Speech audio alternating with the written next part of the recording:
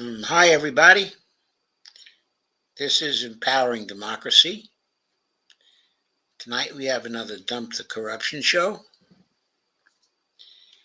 And our topic for tonight is the maladaptive giant. Who or what is the maladaptive giant? Well, as we shall soon see, the maladaptive giant is the United States. Let me start us off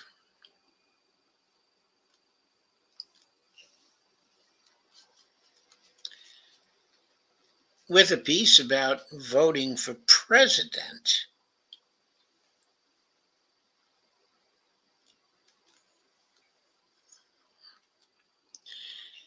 This one appeared in Common Dreams,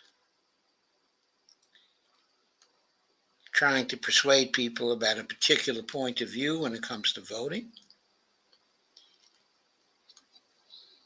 And the title of it is Voting for President is Not an Exercise in Personal Expression. This is by Mitchell Zimmerman. It was written on November 26, 2023. And the tagline is, whatever flaws you may see in Joe Biden, he is the only actual alternative to Trump's reign. Well, of course, this is an argument for, well, we got only two parties, so we always got to take the lesser of two evils. Maybe that's a correct summary of this. We'll see. Many Americans are unhappy about the likely 2024 choice being offered them for president. Joe Biden versus Donald Trump. But two third-party alternatives surfaced recently. Jill Stein of the Green Party and West Virginia Senator Joe Manchin, who appears to be seeking the No Labels Party nomination. They joined two other non-major party candidates, anti-vaxxer Robert F. Kennedy Jr., and left-wing intellectual and activist Cornel West. You can see from the tropes used in these two paragraphs alone that Mitchell Zimmerman is not exactly a free thinker. These candidates appear to offer voters a broad menu of political ideologies and beliefs from which to choose. From Kennedy's contention that Americans are enslaved by vaccination record keeping to Manchin's claimed centrism, to West's plans for abolishing poverty, and Stein's condemnation of corporate-dominated politics. Well, this paragraph is a distortion, if I've ever seen one, boiling down Kennedy's campaign, to a contention that Americans are enslaved by vaccination record keeping is a total travesty. I mean, certainly Kennedy's condemnation of corporate-dominated politics is just as trenchant as is Stein's, and to call Manchin a claimed centrist and to leave it there just doesn't go into the total corruption of his whole career. And West's plans for abolishing poverty, that's just a phrase. There's so much more to Cornel West than just plans for abolishing poverty. There's the whole foreign policy dimension. There's a spiritual dimension to his campaign, as well. Excuse me, I've got a little iMessage, and since the lady in question knows what I'm doing right now, nope, I'm sorry, that was nothing. So,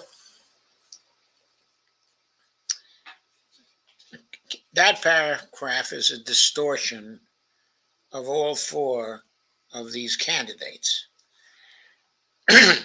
One thing that is not on the third party menu is an opportunity to vote for someone who could actually become president. There isn't a ghost of a chance Jill Stein, Joe Manchin, Robert F. Kennedy, or Cornel West will be elected. Well, let's see his argument for there isn't a ghost of a chance. Because a poll appeared last week, okay, as many of you know, that gives Robert Kennedy a net favorability rating of, what was it? It was 47 to 26, if I recall correctly. A net favorability rating of 21 points. 6 people who were polled, including 2 who were not candidates, specifically Bernie Sanders, and Elon Musk.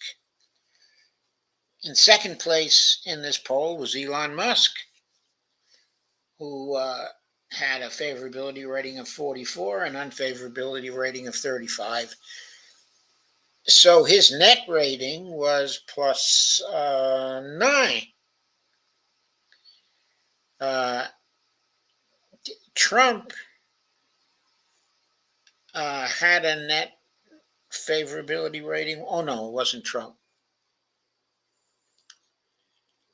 Okay. Trump was something like, if I recall correctly,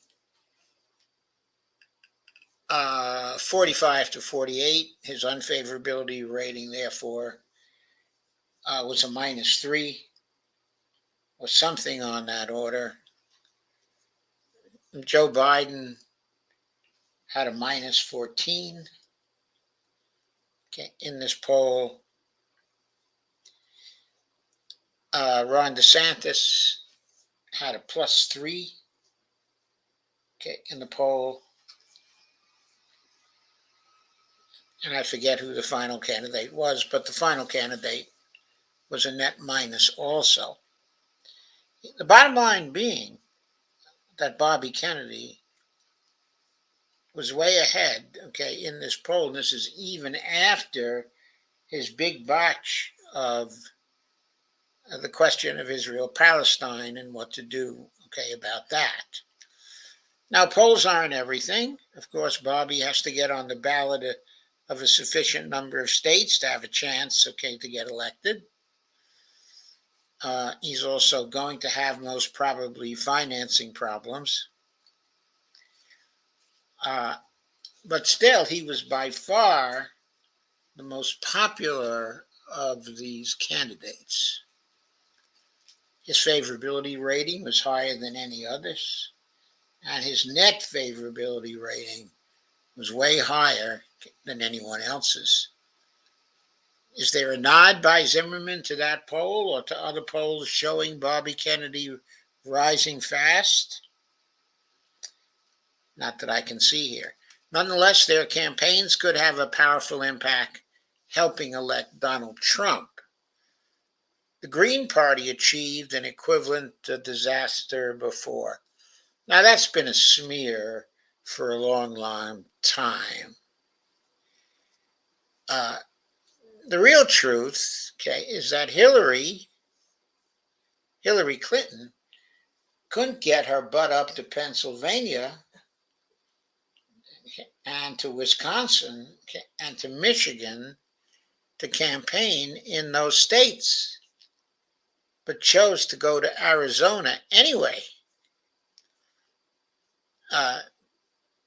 Chose to go to Arizona where she lost anyway. She was a very poor candidate. There couldn't have been a poorer candidate to run for the Democratic Party. I'm sure Zimmerman doesn't think so. He was probably a big Hillary fan. In 2000, the Green Party fielded a candidate, Ralph Nader, against Republican George W. Bush and Democrat Al Gore. It turned out to be a remarkably close election, The result turned on Florida. Nader received 97,488 votes in the states, votes that otherwise would have tilted strongly in favor of Gore. Well, it's debatable whether they would have voted strongly in favor of Gore. Many of those votes might simply have stayed home. In his book, Crashing the Party, Nader acknowledges that 13% more of his voters would have gone for Gore than for Bush. And of course, this guy does the math and he says these 12,700 voters would have given Gore an indisputable victory. Well, I'm not here to say I know, but I am here to say that I think a lot of those 97,488 votes would simply have stayed home. There was a reason why they didn't vote for Gore, and it wasn't the overwhelmingly attractiveness of Ralph Nader. They voted for Nader as a protest vote. And you can't count on shepherding people in by excluding candidates. That's a ridiculous way to go through an election, and it's highly undemocratic. And that whole process is what has made people so dissatisfied with our present system now. Instead, the vote was close enough for a right-wing Supreme Court to be in a position to halt the voting when Bush was only 537 votes ahead, bestowing Florida and the presidency on Bush. Okay, and it didn't count that Al Gore lost his own home state in that election. It didn't count that he blew the election in several other places. It didn't count that he didn't run a sufficiently attractive campaign to have attracted more of those votes away from Nader. I mean, if Gore had had a decent platform in that campaign, no way Nader would have gotten 97,000 votes. He would have been lucky to have gotten 40,000 votes or 20,000 votes. What the heck was Gore offering to people? More of the same kind of neoliberalism they'd had under Clinton? Why would that be attractive to them?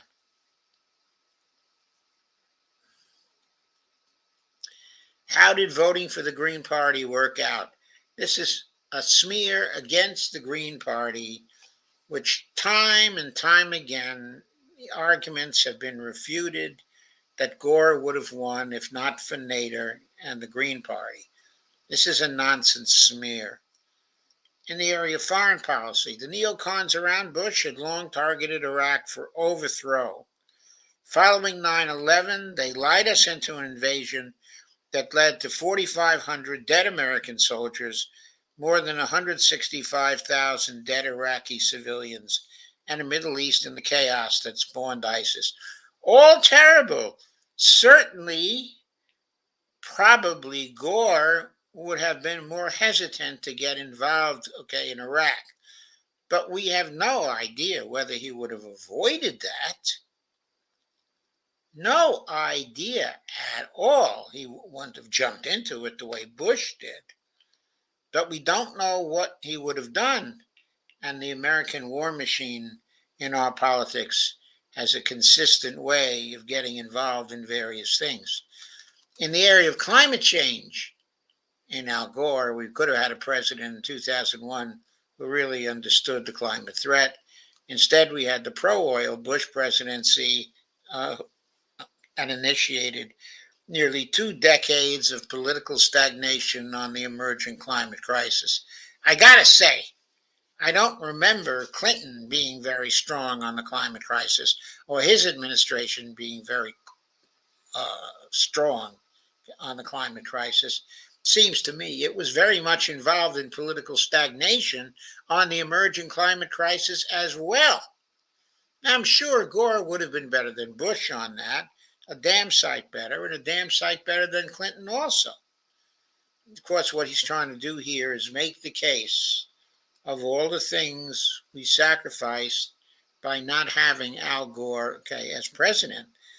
And I can agree that many of these comments have something to them. Gore would have been better than Bush. Next paragraph is on democracy and constitutional rights. Bush got to appoint 2 right-wing Supreme Court justices to join 3 other Republican justices to give us the 5-4 decision and the money rules all citizens united case. 2 Bush justices were also part of 5-4 majorities in cases that invented a personal constitutional right to own firearms, and 2 eviscerated the Voting Rights Act, precipitating an avalanche of laws disenfranchised large numbers of minority, elderly, and youth voters. That is certainly true. I'll be even more specific. If Al Gore were the president, Lawrence Tribe would have gotten to be on the Supreme Court. And he is a mighty progressive. And those 5-4 decisions would immediately have been turned into 5-4 decisions the other way. If he got to appoint 2 justices, they might well have been turned into 6-3 decisions the other way. So, of course, that would have been much, much better. But again, it wasn't the Green Party's fault. It wasn't Ralph Nader's fault. Gore lost the election because he lost that election. He lost it. He did not run a good campaign. Bush was not a strong candidate in my estimation. He was a weak candidate. Gore did not wipe the floor with him. Gore avoided trying to get Clinton to help him in that election. And Clinton was still very popular, but Gore was being moralistic about the affair that Clinton had with Monica Lewinsky. And he didn't want to brush up too closely against Clinton in the election of 2000. That was such a close election. That was probably one of the reasons why he lost. The Supreme Court wouldn't even have been involved in that particular decision. Gore lost the election. Why do people still continuously go to the Green Party as an excuse for his losing the election? If you apportion the blame for losing the election, it seems to me a big part of why Gore might have lost the election is the fundraising that Bush was able to do. It was also the lying that Bush engaged in, through the campaign. You also have to apportion Al Gore's own campaign mistakes, a certain amount of the blame. I haven't tried to do this little mental exercise, but if I had to apportion a part of the blame to Ralph Nader and the Green Party, let's face it, folks, it couldn't have been more than 2% or 3% of the blame or something like that. It was minuscule. There were millions and millions and millions of votes that were cast, and Gore couldn't make the case to those millions and millions and millions of voters that he was better than George W. Bush, than Bush 43, than the minuscule Bush, than the completely empty-headed Bush. I mean, really. Voting for Nader, the candidate who appeared to have stronger liberal credentials, proved to have far-reaching consequences, but the opposite of most Green Party voters would likely have desired. That's probably true, but again, it wasn't the Green Party's fault. It was Gore's fault. Gore's loss had much more to do with Bush's campaign and Gore's failures than the Green Party had to do with it. The GOP has ceased to be a normal party that respects majority rule and the rule of law. Donald Trump has made clear his intentions of dismantling our democracy. Whatever flaws you may see in Joe Biden, He is the only actual alternative to Trump's reign. Oh, yeah?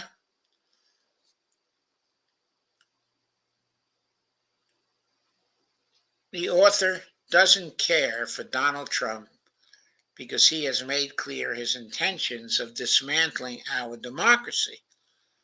But what has Joe Biden been doing for the years that he's been in office?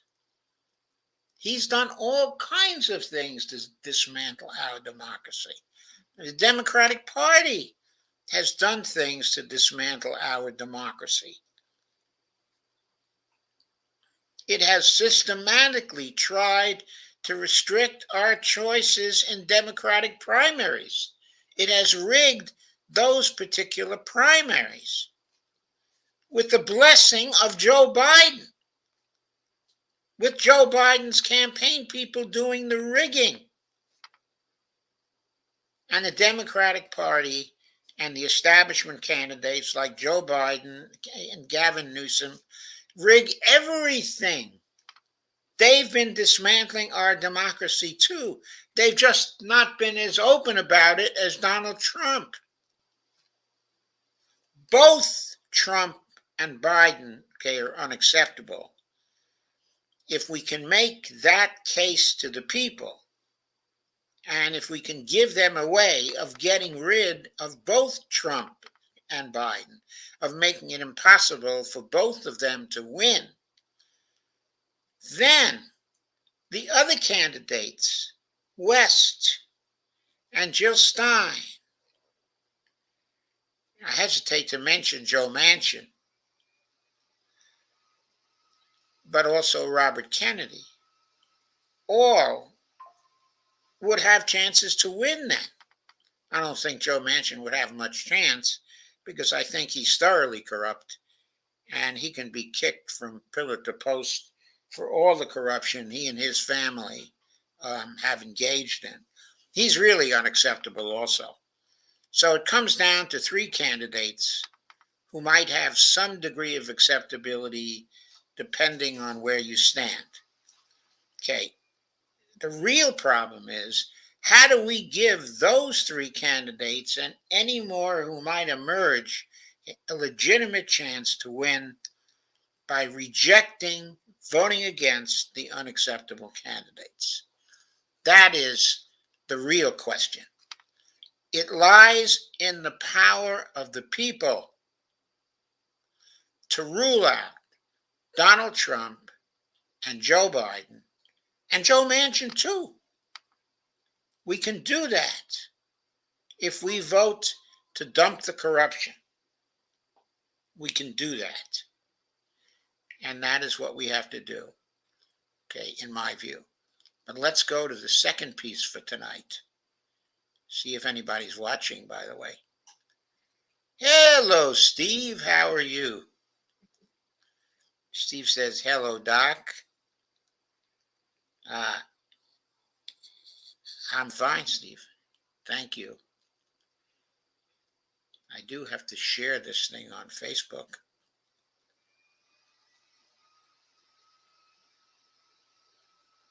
Everybody must be watching the Green Party thing.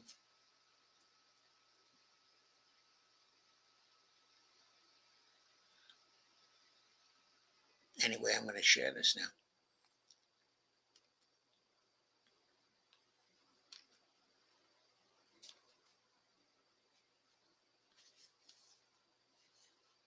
Did I share it? It's not giving me anything here.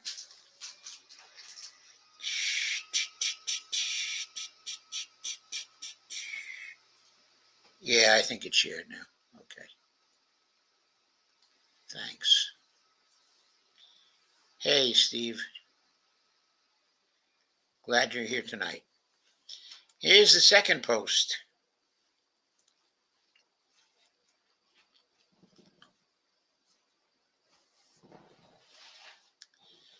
So as well as having people who are running around saying the vote for president is not a personal expression, what we have to do is to vote against somebody, specifically Donald Trump, but not vote against somebody else. specifically Joe Biden. Zimmerman wants us to vote against somebody. I want to vote against three somebodies. I agree with his basic point. It ain't personal. You vote to get the best final result for the United States. It's not entirely about who you like. It's not about, who you'd rather have a beer with. You should vote for the best interests of the United States. I think that. But to me, that means vote against Joe Biden, Joe Manchin, and Donald Trump. They're all villains of the first order. Joe Biden has recently proven that he's a war criminal, and that is no exaggeration.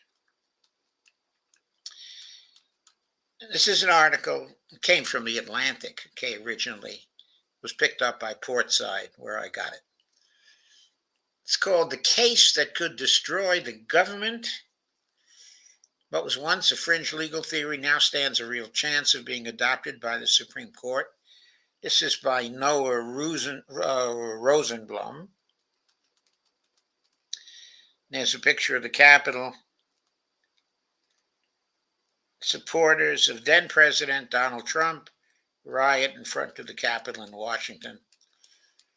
This Wednesday, the Supreme Court will hear a case that poses the most direct challenge yet to the legitimacy of the modern federal government. The right-wing legal movement's target is the administrative state, the agencies and institutions that set standards for safety in the workplace, limit environmental hazards and damage, and impose rules on financial markets to ensure their stability and basic fairness, among many other important things. Unfortunately, right now, these agencies and institutions, we need them. I'm not suggesting anything about getting rid of those. What I am suggesting is that they've been doing a damn poor job for a very long time. And this has to be factored into the desire of some people to get rid of them. The case, Securities and Exchange Commission versus Jarchese, threatens all that. Terrifyingly, this gambit might succeed. The case involves garden variety securities for fraud. George R. Jarchese Jr., a right-wing activist and conservative radio talk show host, ran a pair of investment funds with $24 million in assets. But he misrepresented how the funds were run. He paid himself and his partner exorbitant fees and inflated the assets' value. As punishment, the SEC fined him several $100,000 and prohibited him from working in some parts of the securities industry. Very standard stuff. Jarchese responded with what can be described only as chutzpah. He didn't just forgive me. That word seems to be running around everywhere today. Has to do, I think, with Netanyahu and the ridiculous statements by various people in relation to the Gaza war. He didn't just contest the SEC's ruling. He alleged that the SEC's entire process against him was unconstitutional. Among other things, he asserted Congress never had the authority to empower the SEC, and that the SEC adjudicator who punished him was too independent from presidential control. Was it a Republican who was the president at the time, or a Democrat? Interesting to ask that question. Anyway, in May of last year, Jarchese's arguments were accepted by two judges on the conservative Fifth Circuit Court of Appeals. In a 2-1 decision, the court agreed with Jarchese, all but ruling the SEC's entire existence unconstitutional. The opinion that Judge W. Eugene Davis, twice appointed by Republican, so extreme that Judge W. Eugene Davis, twice appointed by Republican presidents and elevated to the appeals court by Ronald Reagan, dissented vigorously. He's a Republican, elevated to the appeals court by Ronald Reagan, appointed by twice appointed by Republican presidents. His most far-reaching constitutional argument, that is Jarchesi's, is built on the non-delegation doctrine, quote unquote, which holds there may be some limits on the kinds of powers that Congress can give to agencies. Jarchesi argues that when Congress gave the SEC the power to decide whether to bring enforcement actions in court or in front of an independent agency adjudicator, it gave away a core legislative function. All I have to say is like fun it did, like function it did. It has thus violated the doctrine and engaged in an unconstitutional delegation. This is wild stuff, not to mention crazy. Not long ago, a lawyer would have been laughed out of court for making such non-delegation claims. Ha ha ha ha ha ha. Today, they'd have a good chance of destroying the federal government's administrative capacity, taking down its ability to protect Americans' health and safety while unleashing fraud in the financial markets. Whether Congress's grant of authority to the SEC was constitutional should not be a close question. Congress has delegated expansive authority to government agencies since the dawn of the Republic. Only twice in American history has the Supreme Court concluded that a delegation to an agency ran afoul of the Constitution. Both of those times, nearly 90 years ago, involved unusual statutes, nothing like that one. And by the way, if you want to talk about a non-delegation or delegating expansive authority to government agencies, how about delegating expansive authority to the Federal Reserve to create the currency and reserves of the United States? How expansive is that? Is the Federal Reserve unconstitutional too? I think it is, but I kind of think Republicans, like the guy putting forward this suit and like the Supreme Court justices, are not likely to rule that the Federal Reserve is unconstitutional. Why do I think it's unconstitutional? Because it's not about, the delegation of authority by the Congress in this case. What it's about is the Congress delegating that authority to an agency which has an executive function but is not part of the executive branch. That, by the way, is called the unitary theory of the executive, and it's been favored by conservatives like, for example, Antonin Scalia. But anyway, the SEC was created as an independent agency in 1934 after the financial crash of 1929 to thwart the sort of market manipulation that preceded the Great Depression. Congress has granted it additional powers over the years to continue protecting financial markets, responding to catastrophes, guarding against the manipulation of the market, is exactly the kind of work that Congress should empower the executive branch to do. Requiring Congress to legislate in response to every new fort some crook might dream up would not be a good use of its time. Yeah, if it did that, it wouldn't have any time to legislate, which is exactly what the Republicans want. They don't want Congress legislating, except, of course, when it comes to legislating tax cuts. And there's no reason to think that delegating authority to police markets runs afoul of the Constitution. This was, of course, irrelevant to the conservative judges who heard Jarchesi's appeal. The Fifth Circuit majority concluded that Congress acted unconstitutionally, unquote, quote unquote, without, quote, an intelligible principle, unquote, by letting the SEC choose where to bring its enforcement actions. But of course, statutes routinely leave prosecutors and other enforcement agencies a discretion over how to proceed in their cases without raising delegation concerns. And for more than 75 years, the Supreme Court has recognized that other agencies can decide how to proceed in their policy-making activities, whether via case-by-case adjudications or general rulemakings, for example, without even hinting at any delegation problems.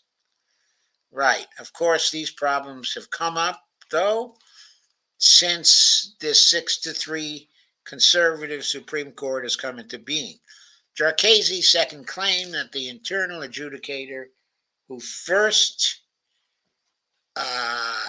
heard his case held too much independence is especially galling. These adjudicators should be independent. The alternative would be to put their regulatory powers at the political whim of whichever administration might be in charge. They have long enjoyed some protection from removal in order to insulate them from threats of reprisal. The Supreme Court has always recognized the need to maintain the independence of internal agency adjudicators. Even the conservative Chief Justice William Howard Taft, who wrote an opinion nearly 100 years ago. I got to say this when it comes to William Howard Taft. He was not always characterized as a conservative. At various times, he was viewed as a progressive, as the progressive vice president of Teddy Roosevelt, for example. But all of a sudden, he's labeled here as a conservative, who wrote an opinion nearly 100 years ago extolling the benefits of presidential control of all government offers, was careful to carve out exceptions for adjudicator independence. But apparently Taft is no longer conservative enough. Again, I point out that Taft was in some ways progressive. Underlying the Fifth Circuit's ruling is a deep misunderstanding of American history. Of the three judges who decided the case, the two in the majority seem to believe that government regulation of any kind is somehow un-American. Yeah, they're Trump judges. Their opinion invokes the opening language of the Constitution, quote, "we the people," unquote, and then cherry picks quotes from the framers. That's not even the Constitution, folks. That's the preamble to the Constitution. And then cherry picks quotes from the framers to support a stifling vision of federal power. For example, they cite James Madison for the proposition that unless we keep the government's power strictly separated among three branches, we will inevitably fall into tyranny. And Madison goes on in Federalist number 51 to recognize that some deviations from the principle of separation of powers must be admitted. Yeah, because you have to have the branches balancing each other, and therefore you can't have a strict separation. Alexander Hamilton in Federalist number 66 goes further, championing partial intermixture, quote unquote. Besides, both Madison and Hamilton were interested first and foremost in establishing a powerful national government. And I have to add here, neither Madison nor Hamilton were angels. That is, after all, why they had participated in what the legal historian Michael Klarman has called the framers' coup, quote unquote, to get rid of the Articles of Confederation. The Fifth Circuit's claim that regulation and the separation of powers are incompatible is not simply bad history like much of the rest of originalist jurisprudence. It is selective history served up to justify a preferred political outcome. In fact, as voluminous scholarship has decisively established, regulation was pervasive in the early republic. Congress always depended on expansive delegations to govern the country. Separation of powers was not understood to be a bar to effective government. Indeed, for the drafters and ratifiers of the Constitution, such separation was a pragmatic principle to ensure free and efficacious government. That is why, far from impeding delegations, Congress made creative use of the separation of powers, such as in the establishment of the Sinking Fund Commission, enacted by the very first Congress, which mixed representation from three branches to ensure the stability of the federal debt. The Fifth Circuit's misuse of history is symptomatic of much of the originalism practiced by justices affiliated with the conservative Federalist Society, who now hold immense power across the federal judiciary. The ideology of originalism was born in sin. Recent scholarship has argued that originalism first emerged to defend segregation following the Supreme Court's decision in Brown versus Board of Education.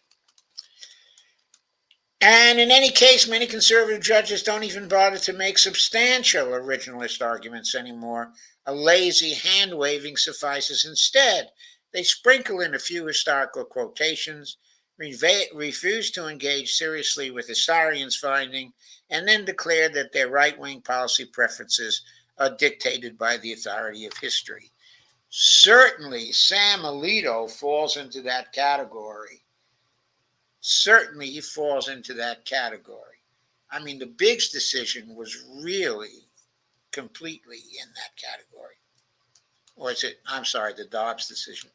Thus, Jarchesi's challenge might succeed. Arguments like his have been rejected by federal courts many times, but the federal judiciary has drastically changed in recent years, and the Supreme Court with it, opening the possibility of a new friendly reception to these absurd claims. The court also could set aside these substantive questions and decide the case on other more technical grounds. Were Jarchesi to win, he would help achieve what the conservative legal movement's members have long dreamed of, destruction of the New Deal. The SEC, Jarchesi's target, is not just the most important regulator of the financial markets, it is also one of the crown jewels of the New Deal agency. Republicans have had it in their crosshairs for nearly a century. The consequences of his success would be disastrous, especially for the American economy. The SEC enforces the issuers the basic rules that make stock markets work. Without it, stock issuers and dealers would lie with disastrous results. One needs only to examine the rampant fraud, contagion, and meltdown in crypto markets last year to see what an unregulated securities market looks like. More generally, if Congress cannot delegate to agencies, it cannot govern. Congress could never and has never written rules specific enough to anticipate all eventualities. This is why Congress delegated power to the ACC in the first place. Finally, and most dangerous, ending independence for internal agency adjudicators would undermine the rule of law. Without independence, adjudicators would be beholden to the politicians who oversee agencies. Unscrupulous presidents would use agencies to punish their opponents and reward their allies. They would do more than turn regulators into political handmaidens. It would destabilize markets, stifle growth, and inevitably lead to financial crisis. Of course, if Republicans want to pursue this terrifying course, they can try. The country is still a democracy. The right way to abolish the SEC and undo the New Deal is to win a majority, pass a statute, but Americans like having functional financial markets and bring fraudulent hedge fund managers to justice, just as they like eating unspoiled food and using effective and safe medication. The administrative state, quote unquote, that is government regulation to protect the public, is rightly popular as Republican presidential candidates, to their chagrin, keep discovering. But Jarchesi, the fringe figure using fringe arguments, is trying to do an end run around the democratic process and win in the court of what right-wing activists have failed to achieve with the ballot box. The Supreme Court should reject this anti-democratic ploy rather than accept the Fifth Circuit's faked history. Now, I don't know what the Supreme Court is going to decide on this, but I think Rosenblum's arguments are pretty good.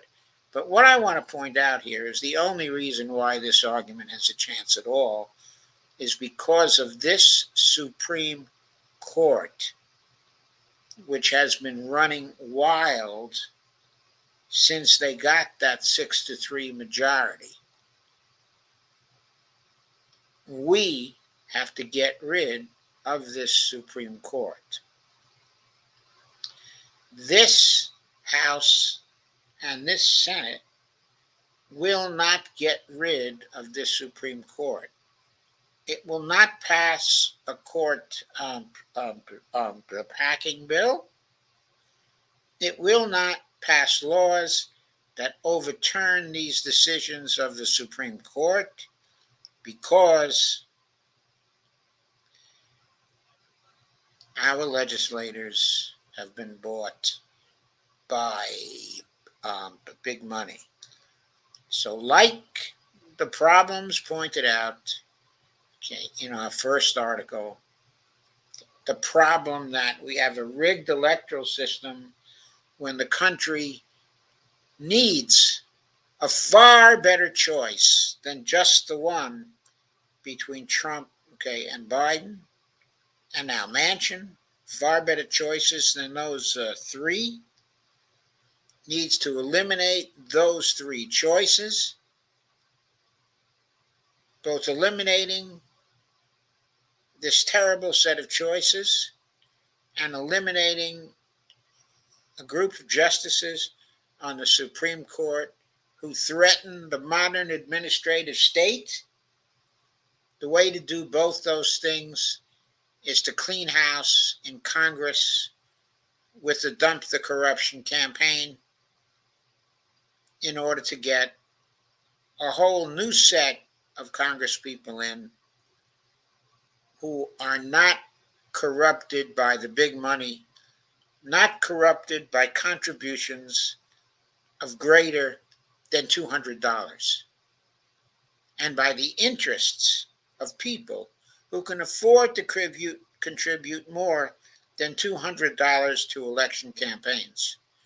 Money is not speech.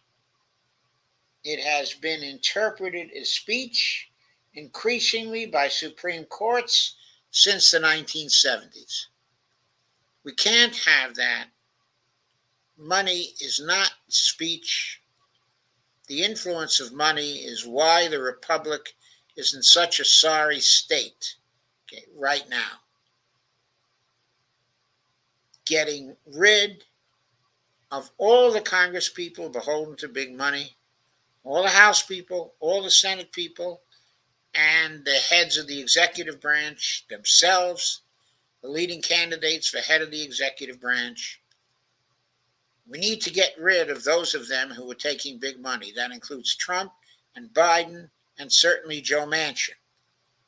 Now, I'm not sure where Cornel West and Joe Stein and Bobby Kennedy will stand on that, but I think that all three will be considerably less beholden to big money than the first three, that I mentioned. And so, we're going to be much better off if those three really have a chance to win. And they would have a chance to win if we use the rule, if everybody uses the rule. That's what this program is about. It's using the rule. Now we come to foreign policy. By the way, I noticed that Steve is still here. Oh, Kissinger died, huh? Yes, 100. He was 100. Oh, wow. Kissinger finally kicked off. Amazing. Hey, Brandy. Yep, Kissinger is done. Got to go to bed now. Andy Cannon says, hiya, Joe. Cokes threw their weight behind Nikki Haley. She puts me in the mind of a butcher, the way she had the heads of countries' balls in her handbag. Jesus Christ. Oh, God. The Cokes threw their weight behind Nikki Haley. Okay. Well, maybe that will give the Republicans pause in their mad rush to Donald Trump. Not, that Nikki Haley is much of an improvement. Last I noticed, she was a Trumpist. Hasn't she always been a Trumpist? How is she different from Trump, right now? Only in the fact that she wouldn't be under indictment. The Cokes probably decided to support her because the Democrats wouldn't be indicting her anytime soon. That's her specific charm. So let's get to the third of our pieces today, which is a foreign policy piece. Well, let's see how that relates to Dump the Corruption. Well, here we have Biden's challengers on foreign policy. By the way, if we got rid of Dump the Corruption fast enough, we could even possibly open the way for the Democratic primary to go to Marianne Williamson. Though I think that probably wouldn't work because I think the DNC is sure to find a way to get Gavin Newsom out of there, even if Marianne Williamson were to win the popular vote in the primary. But if everybody voted against Joe Biden in the primary, if they followed the rule and they voted against Joe Biden, certainly Marianne Williamson is going to be taking a lot less big money than Joe Biden. And so Joe Biden, according to the rule, would lose to Marianne Williamson. And she'd be the Democratic candidate if the party paid attention to the popular vote. But a court decision has ruled that they can select their candidate any way they want. So I think if Marianne Williamson were to win, what would happen is the party would get together and say to Joe Biden, look, you got to drop out now. You lost in the primary to Marianne Williamson. Certainly you can't run anymore. And there's not a chance in hell you can win. So we're going to have to ask you to resign from the race. But we're not going to go, with Marianne Williamson. Your successor is going to be Gavin Newsom. They'll find a way to do that, I think. Okay. Anyway, let me share this piece. Yeah, I shared it already. Good for me. Good. So, the Quincy Institute asked 3 presidential candidates how they would change America's approach to the world. And here are the 3: Robert F. Kennedy, Marianne Williamson, and Cornel West. Okay, and it would be interesting to see how would that change foreign policy. How does the RS staff, responsible statecraft staff, they're from the Quincy Institute. Let's see what they have to say about it. With a whirlwind of dramatic events gripping the world's attention, it can be easier to forget that we are now less than 1 year away from the 2024 presidential election. Despite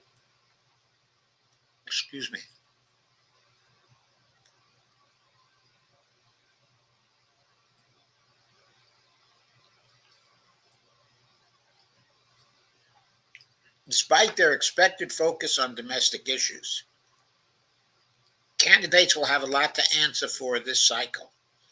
When it comes to foreign policy, as the war in Ukraine drags on and U.S.-China relations continue to deteriorate, the Democratic Party has chosen not to hold debates despite growing concerns about President Joe Biden's chances next year. Only a couple of months to go before the primaries start, the Quincy Institute decided that it would be useful to survey Biden's challenges from the left on how they would handle a range of foreign policy issues if elected. Candidates' responses show interesting differences on a range of questions, from a potential Israeli-Saudi normalization deal to the possibility of using military force to fight the cartels in Mexico. The questionnaire went out before the October 7th Hamas attacks against Israel and the subsequent war in Gaza, but we pulled together candidates' reactions to the events where possible. We received responses from Democratic candidate Williamson, as well as independent candidates Kennedy and West. Biden's campaign declined to participate.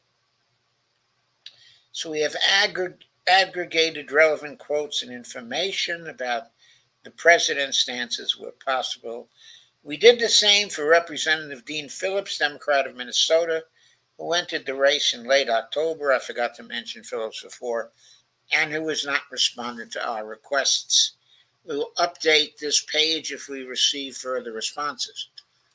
What, in your view, are the three most pressing challenges to U.S. national security? Joe Biden.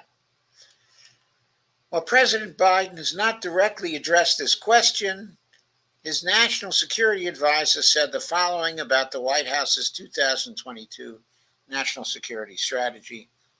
Our strategy proceeds from the premise that the two strategic challenges, geopolitical competition and shared transnational threats, are intertwined. We cannot build the broad conditions we need to outcompete our rivals if we sideline the issues that most directly impact the lives of billions of people. He further argued this is a decisive decade for shaping the terms of competition, especially with the PRC. This is a decisive decade for getting ahead of the great global challenges from climate, disease to emerging technology. Now, that is an empty statement. It does not deal with Ukraine. It does not deal with Gaza, okay, at all. Those are the things people are most concerned about right now. It's why they're marching, okay, in the streets. It's what they're all upset about. And we cannot infer anything. I mean, this article looks at the White House's national security strategy. That strategy doesn't make any sense. It's empty of any reasonable content. Then there's Marianne Williamson. How does she reply? The three most pressing challenges to U.S. national security are the nuclear threat. Thank you, Joe Biden. We didn't have a nuclear threat before Joe Biden provoked the Russians. Joe Biden and Ukraine and NATO provoked the Russians into the Ukraine war. This has created the first national security nuclear threat in nearly 40 years. Climate change and our inability to go beyond the adversarial positioning in which countries view each other. Our inability to go beyond the adversarial positioning, we are the ones who are stimulating the adversarial positioning. We are the ones creating adversaries all over the world. We are closer to nuclear war than we've been in a long time. We must move towards a nuclear-free world, and we must begin by adopting a no first use policy. Once we adopt this policy, it will be much easier for us to get other nuclear-armed countries to do the same. Yes, that's probably true. But what are we going to do about Ukraine? What are we going to do about Israel and Palestine? There is no threat I am more concerned about than climate change, says Marianne. We're living through the last few years where we have a chance to save humanity. Couldn't agree more. We must immediately undergo a just transition from a dirty fossil fueled economy to a clean renewable economy and create millions of good jobs in the process. The time for incrementalism on the climate is over. If we only view other countries through an adversarial lens in terms of how they can harm or serve our interests, then we cannot deal with these crucial issues that challenge the security of all of us. We must work together with the international community for the common interest so that we can begin to deal with climate change, nuclear weapons, pandemics, and other threats. That's a very broad and general statement. We need to know how these candidates are going to react to the current crisis and crises like them, which would be coming up without a radical change to our foreign policy. Robert F. Kennedy Jr. Quote, the most pressing challenges are the ones we have created ourselves. First is the risk of nuclear war, which belligerent and provocative U.S. policy has elevated to levels not seen since the Cold War. Great That's a great statement. What does it mean for Ukraine? What would be his approach to Ukraine? We have some hints about that, by the way, that it would be pretty good compared to some of the other candidates. But the risk of nuclear war is there in Israel too. What does Bobby Kennedy think about that? His last statements about that were, I'm going to let Rabbi Shmuley lead me by the nose wherever he wants to go. Rabbi Shmuley is my man. The second is the bankrupting of America's wealth. And by the way, Netanyahu is Rabbi Shmuley's man, evidently. The second is the bankrupting of, but I wonder how Rabbi Shmuley feels about the genocidal war, okay, in Gaza. Maybe he can explain to us how that war, okay, is not, okay, a genocide in opposition to hundreds of international law experts who say that it is genocidal. We don't know if it will become a genocide, but it is genocidal right now and has the potential to become a genocide. The actions taken in it are genocidal. The ethnic cleansing is a prelude to genocide. The vacating of land, throwing people out of their homes and moving them, that's a prelude, okay, to genocide. What does Rabbi Shmuley have to say about that now? What does Miriam Adelson have to say about that now? The second is the bankrupting of America's wealth, the result of elevated military spending. The trillions spent on armaments could have gone toward building modern infrastructure, feeding and housing people, tackling chronic disease, and nourishing a thriving domestic economy. This is a statement, that second statement is a statement suitable for idiots, because he's obviously talking about trillions of dollars, the spending of trillions of dollars. But there's no shortage of dollars. The United States is a monetary sovereign. It can create as many dollars as it wants. Has to worry about inflation, of course. It has to worry about spending on the wrong things. But it could have spent and can still spend on modern infrastructure, on feeding and housing people, on tackling chronic disease, and nourishing a thriving domestic economy without doing anything to the military spending. Not that I don't want the military spending to decline. I'm very much for huge cuts in military spending, but that has nothing to do with the trillions that could be spent now and that should be spent now on modern infrastructure, feeding and housing people, tackling chronic disease, and nourishing a thriving domestic economy. Those trillions can still be spent.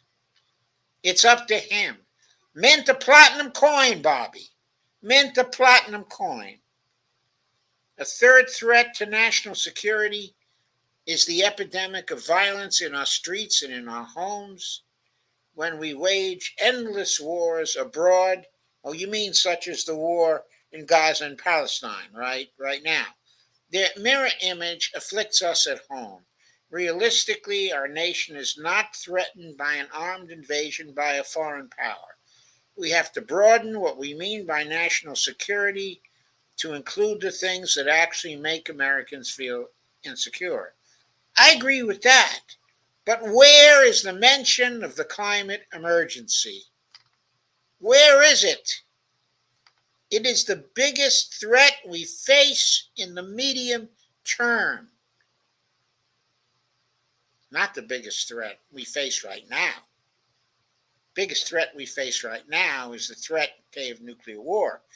But assuming we can get away from that threat once again, the biggest medium term threat is the climate emergency. His statement on that is vacant. Of course, this is about foreign policy, but foreign policy is relevant in all sorts of ways to the climate emergency.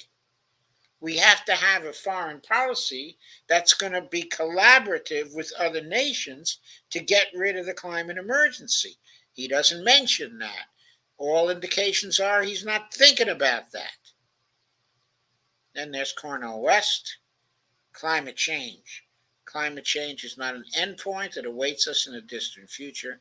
It is among us right now, impacting lives across the country and the entire world, especially the most vulnerable, most disadvantaged populations here in the U.S., Black, Brown, Indigenous, and the poor. According to the National Oceanic and Atmospheric Administration, NOAA, climate change-related damages cost the United States an estimated $165 billion in 2022. Hurricane Ida, Category 4 storm that massacred communities in Florida, including the loss of 150 lives, cost taxpayers approximately $112.9 billion alone. Moreover, NOAA estimates that in the last 40 years, 341 storms exacerbated by climate change have cost the nation more than $2.5 trillion. Over 40 years, that's $2.5 trillion. So that's 250 billion every 10 years.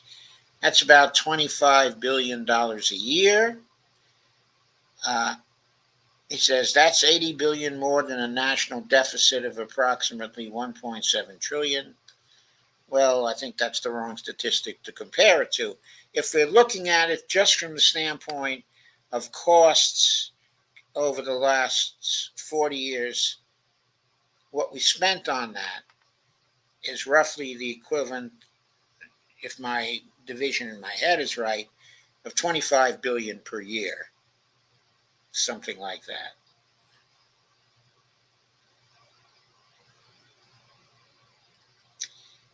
$25 billion per year is a drop in the bucket, okay, for us. Now, of course, what NOAA, okay, is predicting, okay, is that damages are going to be much heavier over the coming years than that. They might be damages equivalent. Well, Hurricane Ida, 165 billion in 2022.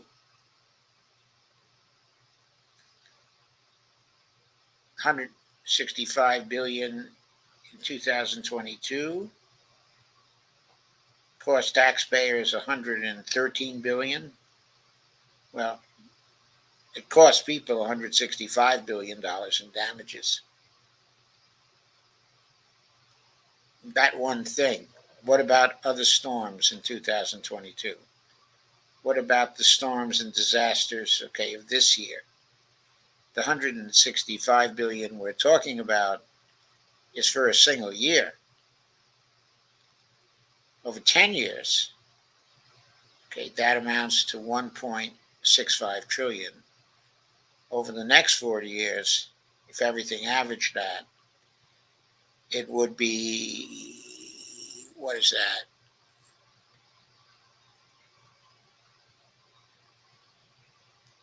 It's about $7 trillion, which of course is far in excess of the 2.5 trillion he talks about here.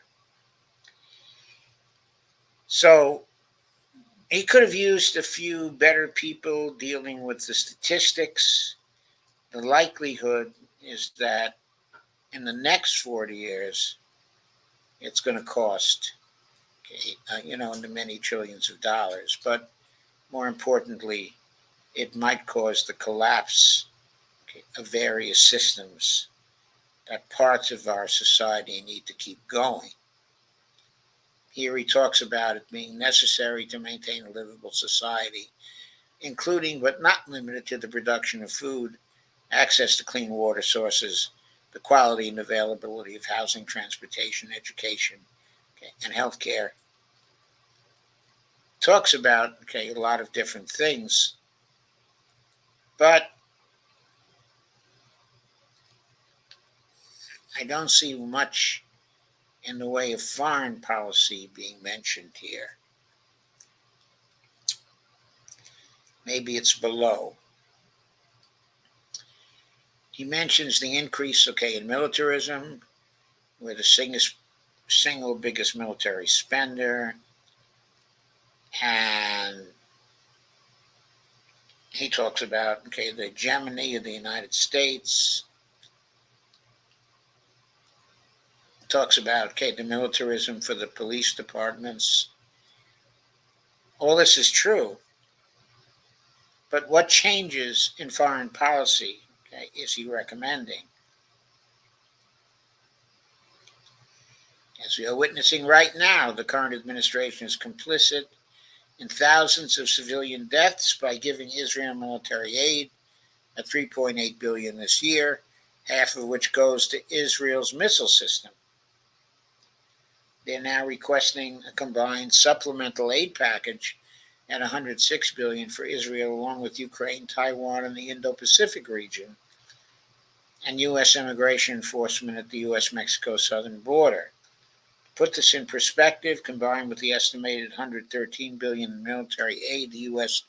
has already sent to Ukraine, should the Congress grant the $105 billion package to Ukraine and Israel, this would represent 60% of the initially estimated $379 billion in climate change expenditures over 10 years, included as part of the Inflation Reduction Act.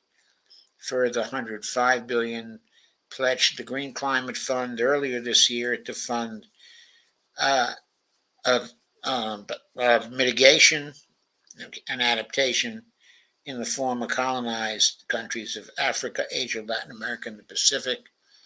Our friends also at IPS also indicate that the U.S. could safely redirect at least $350 billion from the current spending per year and achieve true security by ending wars, reducing our aggressive posture overseas, and reining in military contracts. This is the most fulsome, of the replies, and it's the most concrete with respect to the kinds of actions you would take.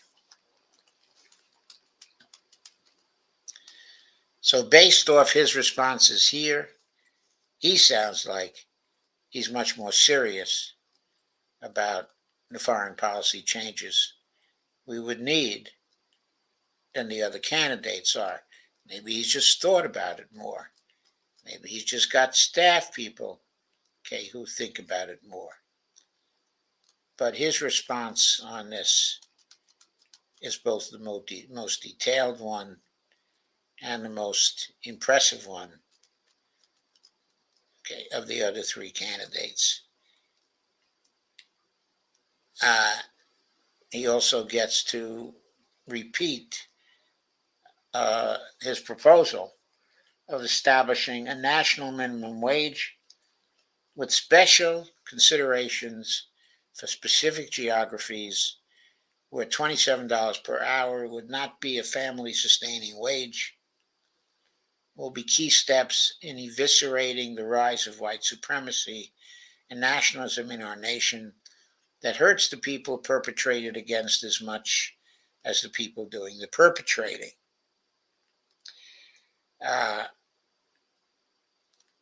So that's great. It's even got, he wants to establish a federal universal basic income commission, wealth tax on all billionaires holding and transaction, ending all tax loopholes for the oligarchy. But he's not talking about foreign policy changes here. He doesn't talk about a federal job guarantee, but only a universal basic income and the universal basic income without the federal job guarantee would be inflationary.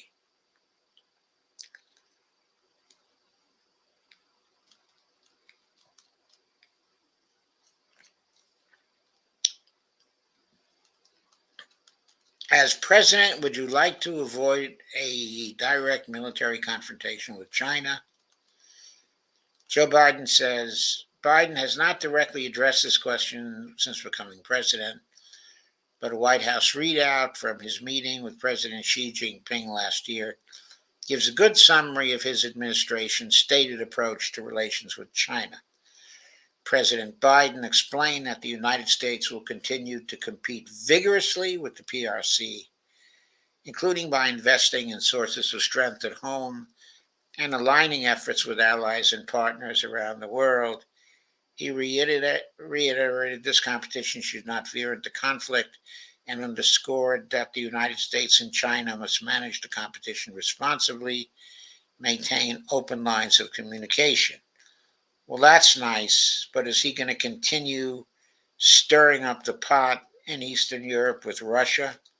Is he going to continue trying to overthrow the regime in Russia, causing the risk of nuclear war to continue between the two nuclear superpowers? And by the way, Russia is a far more powerful nuclear superpower than China, because it not only has something like 2,000 warheads to China's roughly 400 to 600, but it also has the hyperspeed rockets, uh, the hypersonic missiles to deliver those warheads. So Biden's got to back off of Russia. And the competition with China that could veer into conflict is itself risky, and dangerous. Said the United States must work together to address transnational challenges such as climate change, global macroeconomic stability, debt relief, health security, and global food security, because that is what the international community expects. Well, if you're looking for global health security, you better damn well work with Russia, because they're fast becoming the granary of the world. You're not going to be able to have food security if you're not working peacefully with Russia. As far as China is concerned, it needs the food. It's not going to provide the food, it's going to get it elsewhere. Anyway, with respect to working together with China, that's going to have to be collaborative. It can't be competitive, because China is not going to welcome a strange competitive competition when all it's devoted to is creating prosperity, essentially mutual prosperity, through trade with all the nations that it deals with. Marianne Williamson says we absolutely cannot have a direct military confrontation with China, which would be one step away from World War III and a nuclear Armageddon. Okay, what about indirect military confrontations with China? Doesn't that bring in the risk, of nuclear war? If we use proxies to go after China, we don't have a direct military confrontation with Russia now in Ukraine, but that has still brought about the risk of a nuclear war. We have to stop having military confrontations with China, direct or indirect. The U.S. must accept that we are in a multipolar world. Hey, somebody finally mentioned that. Well, I am deeply concerned about China's authoritarianism, serious violations of human rights. I do not think China is interested in invading the U.S. or in starting a war with us. I think she's right. While we should do what we can through peaceful diplomacy to lessen Chinese human rights violations, what about our human rights violations? Why do we assume the Chinese human rights violations are worse than ours? Well, from what I've seen, and the case everybody cites, is the Uyghurs. What's going on between the Chinese and the Uyghurs in China right now isn't as serious as the human rights violations here between black people in this country and our police. And the civil rights violations with respect to Hispanic people in our country as well. And now we have to worry about human rights violations with respect to Palestinians who live in our country. 3 Palestinians were kids were shot in Vermont for no reason a couple of days ago.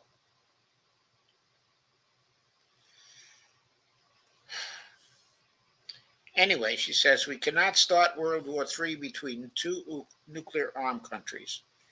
Our military must stop trying to encircle China in the South China Sea.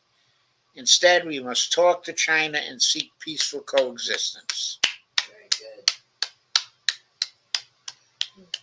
That was the best statement so far. Robert F. Kennedy does say, quote, we believe China has no desire for military confrontation. We will therefore ratchet down the tensions and cease the provocations in the South China Sea and elsewhere.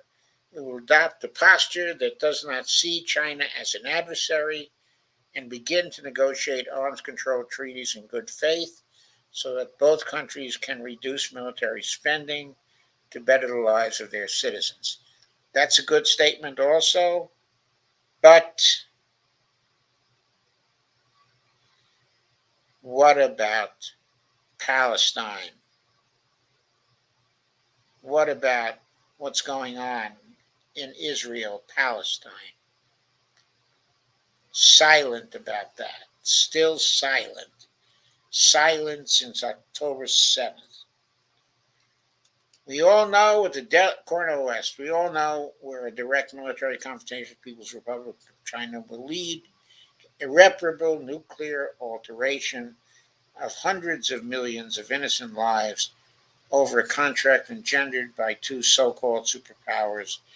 We need to be honest with the people of the world. The U.S. and PRC are currently in a Cold War that must be thought to save lives and a global economy both hanging in the balance. The first step in thawing the current Cold War will require a cessation to the myriad proxy wars that use nations like Ukraine, Taiwan, and numerous global South nations from Africa to Southeast Asia to Latin America as pawns in an arms and resource extraction race. This is a good statement, too. As president, I will cease the saber rattling and chest beating that are doing nothing but instigating the PRC with military war games in waterways of Southeast Asia, such as the Sea of Japan, the Yellow Sea, the East China Sea, and others. I'm glad he's going to cease, the chest beating. Now all he's got to do is talk to Lindsey Graham and tell him he better cease the chest beating or he's going to jail. I mean, something's got to be done to stop that idiot. I am confident that this will open pathways for diplomacy. I'm just joking about that, of course. We acknowledge the importance of free speech here, even when it comes close to shouting in a crowded theater. I'm confident this will open pathways for diplomacy that leads to cooperation in lieu of competition with the PRC. I agree with the Quincy Institute's assessment that the current administration's rhetoric of competition with the PRC is a feckless attempt to marginalize and exclude the nation from the global community, which in turn pushes them to form alliances with the nations the U.S. also finds itself in a contemporary Cold War with, including but not limited to the Islamic Republic of Iran and Russia. Hey, he's relating all these different things together. That's the first we've seen of this. One area where I believe we should especially be cooperating rather than competing with the PRC is the climate crisis. And of course, he goes through that. And in some detail, the PRC, the US, and the entire world has a collective interest in protecting lives on the planet from the impacts of climate change. President, my first step in avoiding a partner in addressing the climate crisis by exchanging ideas, resources, and technologies that can rapidly emancipate both nations from reliance on fossil fuels, which will improve relations, cooperation, habitability of the planet at once, also preventing a military confrontation that will take more lives in the climate crisis. Is it in the U.S. national interest for the president to convene talks in an effort to end the war in Ukraine? Biden generally emphasizes that Ukraine should be the driving force between any peace negotiations and has argued that Russian Vladimir Putin has not shown signs that he is ready to negotiate. He has, however, helped to convene several international conferences to discuss a diplomatic path forward, one of which included discussions about concessions that Ukraine may make in exchange for peace. The administration denied these reports. So not very forthcoming is Joe Biden on this question. Quote from Marianne Williamson, quote, firstly, this question is framed in terms of the U.S. national interest. But I think it's time we started concerning ourselves more with the interests of humanity as a whole than the interests of the American government or American corporations, which is usually what is meant, by the U.S. national interest. So what I have to say about that is, instead of denying that we should be framing the question in terms of the U.S. national interest, why don't you try casting the U.S. national interest in a way that is compatible with the interests of humanity as a whole, and the interests of the government? Because the U.S. national interest does include those particular things. Why give that concept and that idea, which is so powerful with Americans, away to the opponents of peace and to the opponents of the interests of humanity and the interests, of the American government? They identify the U.S. national interest with what they say, but we don't have to do it. Yes, I think the U.S. should convene talks with Russia and Ukraine.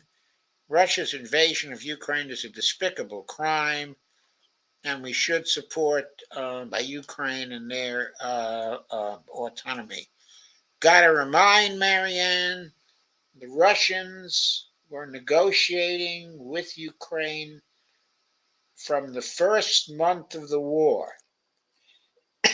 Virtually from the first week, they were negotiating a peace settlement with Zelensky and the Ukraine government. The negotiations were brokered by Turkey and by Israel at the time also. They were close to assigning. The terms had been agreed upon,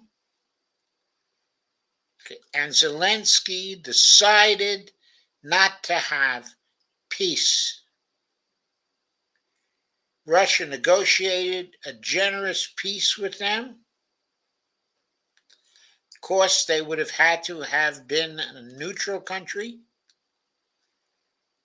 but they would have retained under this peace all of their territory except for Crimea, which the Russians took over in 2014 after the illegal coup in Ukraine, and which historically had always been Russian, and which is populated 95% by Russian ethnics. So, it is highly arguable whether the invasion was a despicable crime. I think it was defense of Russian security that Vladimir Putin had to make because Ukraine was rapidly becoming a threat, okay, to Russian security. And if it had been wrapped into the NATO security framework, which was the objective of the movement of Ukraine before the invasion, that would have been a disaster for Russian security and would have been followed by attempts by NATO and the United States to create internal instability inside of Russia. It's a very serious threat, okay, to Russia. It was the kind of threat we would never have tolerated if, say, someone had come into Ukraine and created the kind, someone had come into Canada and created the kind of situation there that we created in Ukraine. So that's just nonsense, and it doesn't speak well about her knowledge of foreign policy. However, we need to do what we can do to bring about a just but realistic peace. It seems extremely unlikely that either side in this conflict will have a complete victory over the other anytime soon. Marianne, read the newspapers, not our newspapers. Read some other newspapers from other countries. Read the alternative media. Everybody knows the Russians are about to win this. The Ukraine army is close to collapse. If they get the 60 billion in this proposed appropriation, they may be able to keep it together for a little while longer. But it seems as though the collapse of their military is only days away. I don't even know if there's enough time for the aid to get there. The Russians are rolling over them now. They are deserting, they are collapsing, they are freezing. They have no health care on the front line. Marianne, they're almost experiencing a total defeat. They will only exist as a country after this war if Russia wants them to. So if we don't want to let this draw out for 2 decades like our war in Afghanistan, there is no danger of that, Marianne. The Russians are too close to victory, and we should press for negotiations. I think the withdrawn letter by progressive Congress members from last year that urged talks was a good and reasonable letter. They should not have buckled to pressure and withdrawn it. Well, I certainly agree with that. Robert Kennedy, who makes the briefest of statements on each of these matters, and it's kind of a scandal that he does, says, quote, yes, current U.S. strategic thinking is that the war serves the national interest by weakening Russia. That thinking is faulty on 2 counts. First, it is not weakening Russia. He's right about that, but this is too short. Russia is emerging from this war militarily stronger than when it went in, and stronger in public opinion around the world than when it went in also, and stronger economically than when it went in. He needs to explain that. Second, a weak and unstable Russia would make us much less secure, not more secure. The United States and the world will be best served when Russia knows we are not out to destroy her. Robert F. Kennedy is so right about that, so right on the money. It's so important for Russia to know that the United States is no longer out to destroy their country. Cornel West says, the conflict between Ukraine and Russia is not going to be ameliorated by military means. With $113 billion of taxpayer dollars already sent to Ukraine, leading to no more than an endless war of attrition, as well as poll numbers indicating dithering support for a series of blank checks to continue it, it's clear the people of the United States have had enough. It's not just in the national interest for a diplomatic solution to this conflict. It's the duty of the President of the United States to lead this process with our global partners in Europe, Asia, and Africa, As president, I will give Ukraine no other choice but to enter a diplomatic process as part of my commitment to cease all war funding and weapons to Ukraine and instead invest in peacemaking. I think of all the candidates, Cornel West is the most serious because what he's explicitly promising to do is to cease all war funding and weapons, to Ukraine. That's going to force them to go back to the Russians and settle with the Russians. And Putin, by the way, is likely to be very lenient. You will see. He thinks of them as brother Slavs. And he's going to take the Russian areas. He's going to take probably 4 more of the oblasts of Ukraine. Probably as much as 46% of the country is going to go to Russia. And that's the price that Ukraine has to pay for deciding to fight when it could have had a peace agreement that would have given it all its territory. But it's only fair that Russia get what it fought for, the security that it needs, and its own people back under the control, of the Russian government, where they will not be discriminated against, where they will be treated fairly and well as the other citizens of Russia are right now. This is a regime in Russia which has slowly and gradually been building prosperity for the Russians and a good and reasonable economy for the Russians. And contrary to popular belief, which has not been extremely oppressive to the Russians either. And that is the truth of the matter. If Saudi Arabia agreed to normalize relations with Israel but requested a guarantee from the United States to defend the kingdom, militarily in exchange, would you seek to ratify a treaty making that commitment? President Biden has not directly commented on this proposal, but his administration has led the initiative to negotiate a defense commitment in exchange for normalization. That is not a question which is very significant here. The real question should have been, if Saudi Arabia made it a condition for normalization that there be a Palestinian state, would he agree to support that? Would he agree to stop vetoing resolutions in the United Nations opposing the Palestinian state? Hello, you've got the whole group on. Okay, wait, I'm trying to do something right now. Okay, wait, I'm in the middle of my stream, so I'm still doing it, guys. I'm in bed, so I gotta hang up. Okay, I gotta hang up too. As you would all know if you were watching it. Jesus.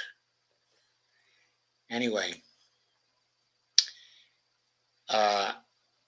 Here's Representative Dean Phillips. He's endorsed the Biden administration's approach. Quote, never did we imagine it possible in our lifetimes to see the possible normalization of relations between the Saudis and Israelis. This guy has no clue. That normalization had been going on in a way such as to throw the Palestinians under the bus. That was only going to cause continuing and extreme conflict in Israel. In fact, the reason why Hamas attacked when it did was to block the possibility of normalization of relations between the Saudis and the Israelis. And that's not on the table anymore because Hamas succeeded in that war aim. And Representative Dean Phillips doesn't even seem to know that. He is clueless. He is unqualified for the presidency. No, the U.S. cannot get involved in another war in the Middle East, especially not in order to defend Saudi Arabia, arguably the worst human rights violator in the region. It is time the U.S. stops aiding Saudi Arabia and Israel in their egregious human rights violations. Well, I like the even handedness. I do. Robert F. Kennedy says, we think the premise of this question to be unlikely. Saudi Arabia is armed to the teeth and has no need of such a guarantee. It thinks it does. It thinks it has a need for a guarantee against groups like the Houthis, and it still feels the need for a guarantee if his relations with Iran turn sour again. Is it as good relations as most other nations? Its only plausible national security threat is Iran. However, much of the Sunni Shiite conflict in the past arose from U.S. geopolitical maneuvering that elevated tensions throughout the region. That seems like an intelligent answer to this question, actually. An intelligent answer. Quote, I wouldn't even qualify this request as a treaty, as it would be more of a death sentence for innocent civilians in the region and more service members, too many who have already been lost due to the U.S. empire building in the Middle East, mainly to protect oil profits of fossil fuel cartels both domestically and globally. We need less iron domes and more ironclad diplomatic process that leads to lasting peace and mutual dignity for all people in the Middle East. To this end, as president, I would insist that any normalization of relations between the Kingdom of Saudi Arabia and the State of Israel include immediate steps to liberate Palestinian people from occupation and a wanton cycle of violence that's killing precious Palestinian and Israeli lives alike. That's another very good statement from Cornel West. As Commander-in-Chief, would you bring home the U.S. troops currently stationed in Syria? While Biden has not directly addressed this question, a senior Pentagon official recently said the U.S. has no intent to withdraw in the near future from Syria. Yes, I would. He has no intent to withdraw in the near future. Marion Williams said, yes, I would, but in Syria, I would first try to negotiate an agreement that ensures the Kurds will not be harmed before withdrawing the troops that are protecting them. That might be a negotiation that would be tough, because even if you negotiated, an agreement that ensures the Kurds, will not be harmed, how is that an enforceable agreement on Syria once the troops are actually withdrawn? But I also have to say that those troops are now in danger themselves. As I understand it, there are only 2,000 of those troops there, and they are far from any protection by the U.S. or in danger of, getting overwhelmed if the people in those areas seek to overwhelm them. Robert F. Kennedy Jr. says, yes, those nations do not want our troops there. They will instigate bold peace initiatives in places where there are still military tensions, in some cases replacing troops with international peacekeepers. Cornel West says, as indicated in my policy pillars, rooted in a moment of truth, justice, and love. Okay. Would you request an authorization from Congress to use military force against drug cartels in Mexico? I think what we're seeing is a pattern here. The most open and comprehensive responses to this questionnaire, are coming from Cornel West. There are some good responses from Bobby Kennedy, and a few, from Marianne Williamson. But generally speaking, Williamson doesn't indicate a deep knowledge of foreign policy. Cornel West is actually indicating a deeper knowledge, of foreign policy. Robert Kennedy says to this question, absolutely not. The Mexicans have the power to overcome the drug cartels themselves. We can aid them by sharing intelligence, shutting down illegal weapons trades. Yeah, this question was about sending troops down there to get the cartels. Uh, he wants to help them by shutting down the illegal weapons trade, by cracking down on money laundering activities of U.S. banks. I like that. And by prosecuting the cartel's collaborators in this country. Prosecuting, I should say. And I think that's true. Cornel West also says absolutely not. Asking the Congress for authorization to use a military force in Mexico would essentially be asking Congress to approve a military invasion through a declaration of war against Mexico. So-called war against drugs in the United States has been and continues to be an abject failure.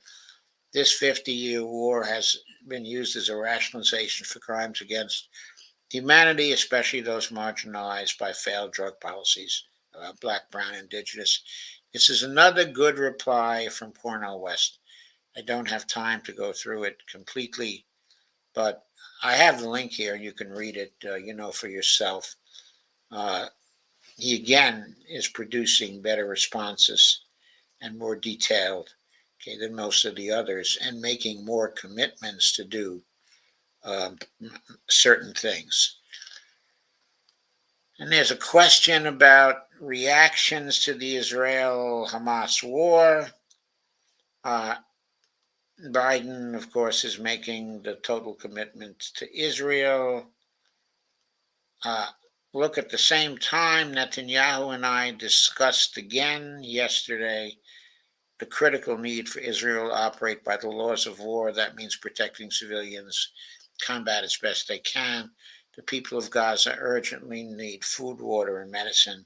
So again, Biden is not saying he's going to withhold funds from Israel until they stop violating the laws of war. That's the kind of statement we need. Phillips says, destruction of Hamas is necessary, but the military campaign must follow international laws and conventions of civilized nations. I support a pause and the immediate passage of civilians from Gaza into temporary shelters in Egypt and or Jordan, and the largest humanitarian relief effort in world history. That means he supports people getting expelled from the West Bank and from Gaza and trying to keep them alive in the Sinai Desert, and in Jordan, in refugee camps. He says he's pro-Israeli and anti the Netanyahu government and its enabling of settlements on Palestinian land, so that's pretty good. Israel has a right to exist, defend itself, and ensure the terror and butchering of October 7th never happens again. The terror and butchering, of October 7th was in response to the occupation of Gaza by the Israelis, which was an illegal occupation. So the Israelis did not have the right to defend themselves because the occupation that the Palestinians were responding to was illegal. Now, the Palestinians had no right to commit human rights crimes in how they responded, but those human rights crimes have to be proven. As far as I have seen, it's not clear they committed very many, if any. I'm talking about Hamas now.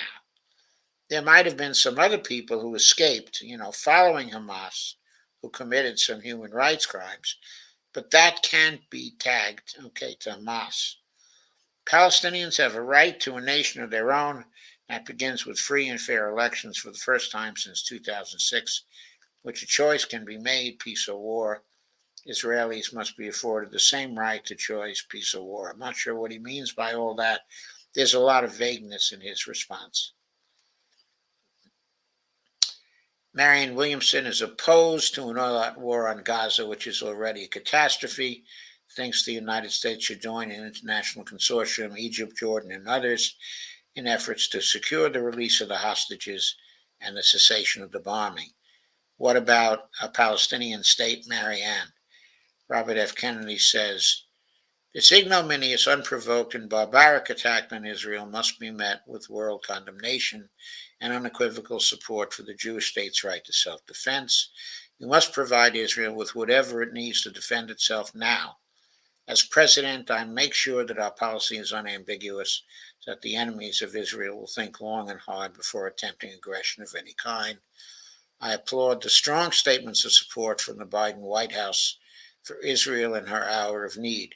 However, the scale of these attacks means it is likely that Israel will need to wage a sustained military campaign to protect its citizens. Statements of support are fine, but we must follow through. Well, this is interesting because it's the most complete statement I've seen. This is the statement he made on October 7th. So this was before the bombings. So here he's for complete support, of the Israelis, so they can exercise their sovereign right to self-defense. He doesn't realize in this statement, or doesn't recognize, that they did not have a right to self-defense because they were the occupiers.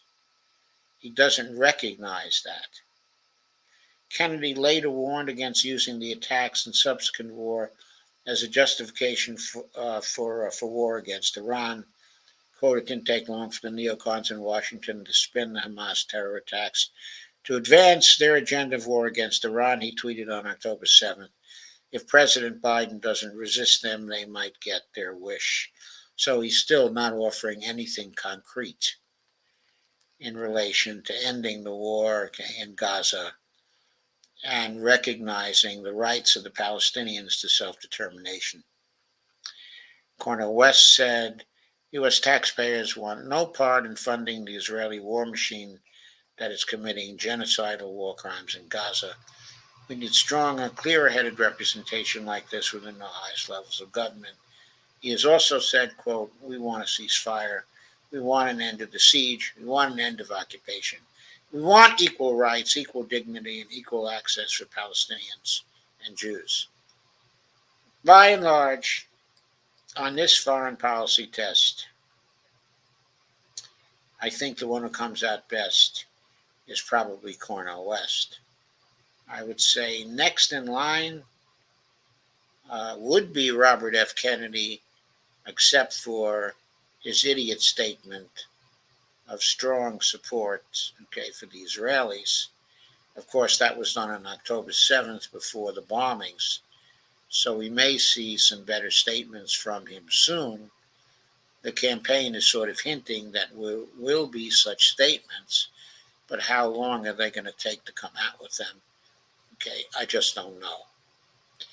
Anyway, what I've tried to examine here is what Biden's challengers on foreign policy are saying. One reason why I don't think Marianne Williamson is a challenger, serious challenger, is because she's running within the Democratic primary, which is going to be rigged.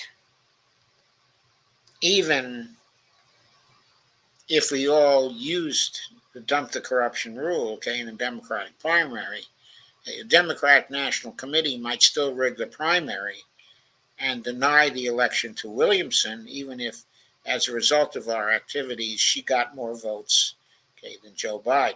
But let's just assume she's a serious candidate. She had some good things to say. She was at least competitive with R.F. Kennedy, maybe less so with Cornel West, who I think gave the best performance, in this, to be perfectly honest about it.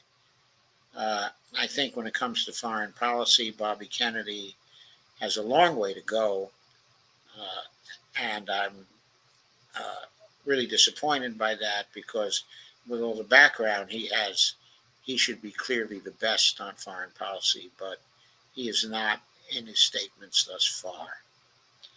Now, how does this relate, to dump the incumbents, dump the corruption? Because we could have a choice between these three candidates. It would still not be wonderfully great for all sorts of reasons, but it would be a damn sight better then the choice between Joe Biden and Donald Trump, or Joe Biden and Donald Trump and Joe Manchin, or maybe the Democratic National Committee selecting Joe Manchin as their candidate in the end because Biden is falling so far. We have to use dump the corruption in our voting, both in the Democratic Party and in the general. We have to make it impossible for Trump to win and impossible for Biden to win. That's the only acceptable activity for us. And anybody who thinks that anything else is acceptable, in my view, is not being realistic.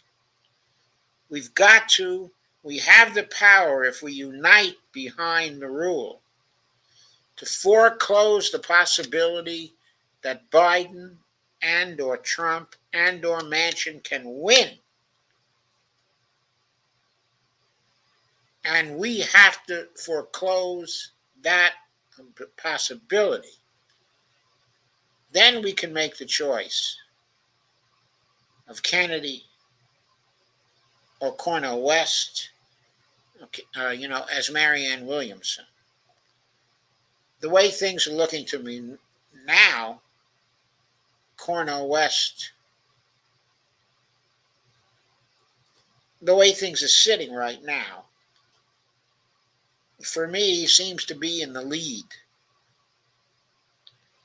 I had high hopes for Bobby Kennedy, but his performance on the Palestine issue has been terrible and bespeaks of all kinds of corruption. And I really feel bad about that.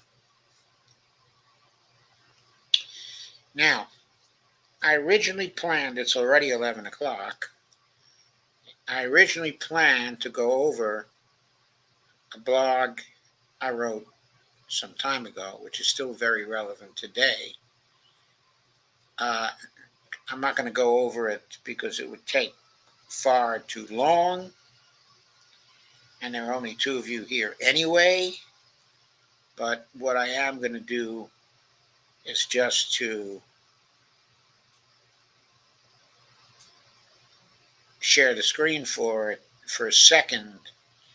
It was written on July 30th of 2009.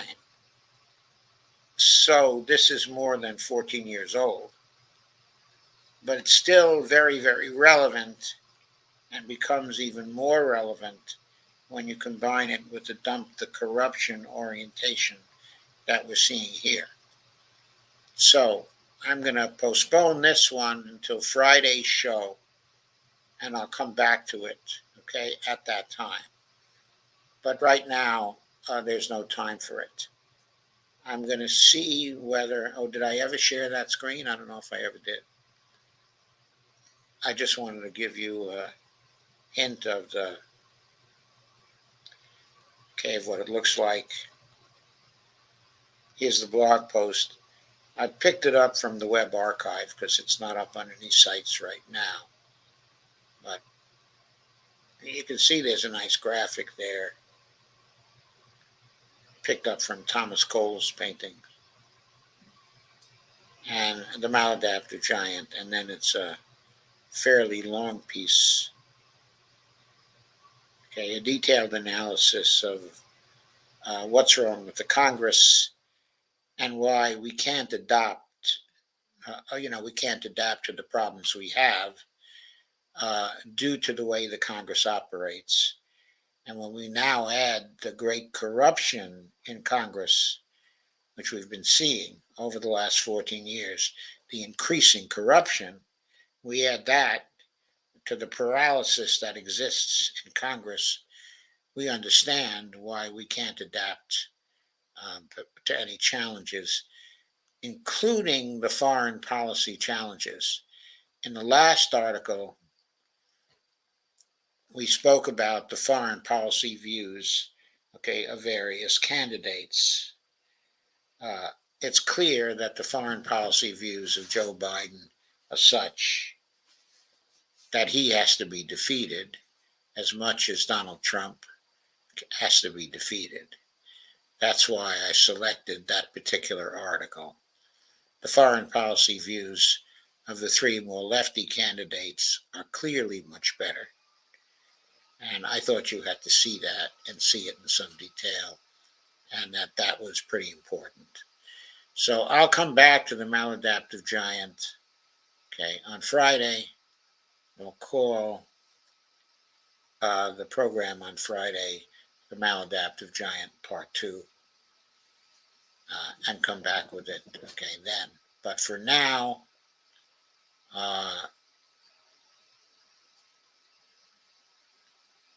I'm going to briefly go over some brief comments you have.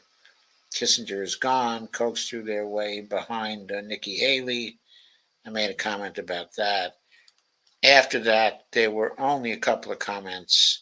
Andy Candy said at 10:18, sorry, got distracted. Who are we talking about right now? Hey, Steve. So there weren't really very many comments on it. So I'm going to say good night now, and thank you for coming.